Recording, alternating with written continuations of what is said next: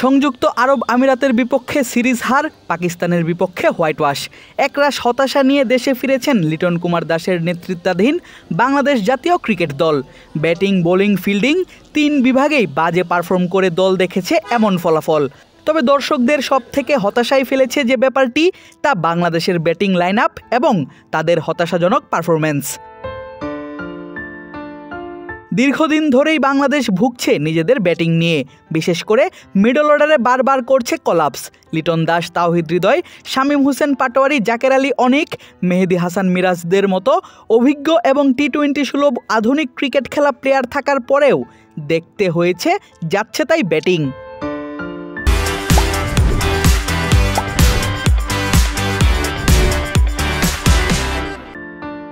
শুধু পাকিস্তান কিংবা সংযুক্ত আরব আমিরাতের বিপক্ষের সিরিজেই নয়, বাংলাদেশ জাতীয় দলের ব্যাটারদের বাজে পারফরমেন্স দেখা গিয়েছিল ঘরের মাটিতে জিম্বাবুয়ের বিপক্ষের টেস্ট সিরিজেও। বোলারদের কল্যাণে সেই সিরিজ ড্র হলেও সম্ভব হয়নি বিদেশের মাটিতে কিছু করার। আর পুরো ব্যাপারটিতেই টিম ম্যানেজমেন্টের দোষ দেখছেন জাতীয় দলের প্রধান নির্বাচক মিনহাজুল আবেদিন নান্নু।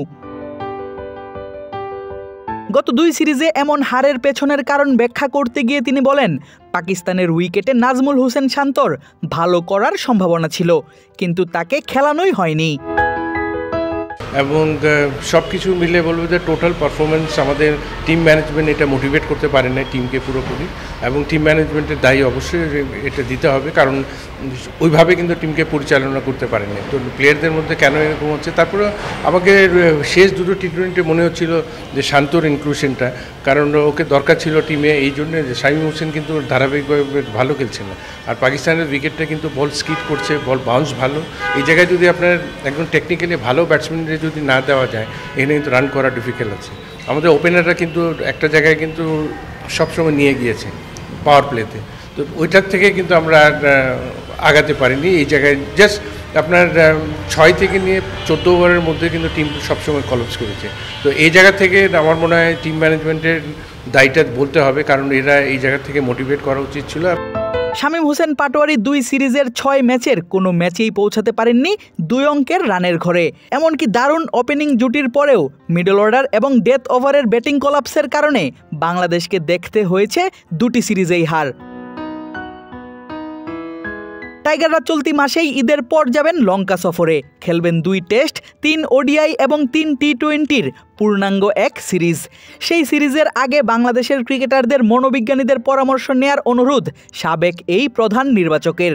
পাশাপাশি ভরসা রাখছেন ঈদের পর স্কিল অনুশীলন ঠিকঠাক করতে পারলে ভালো করা সম্ভব শ্রীলঙ্কা সফরে।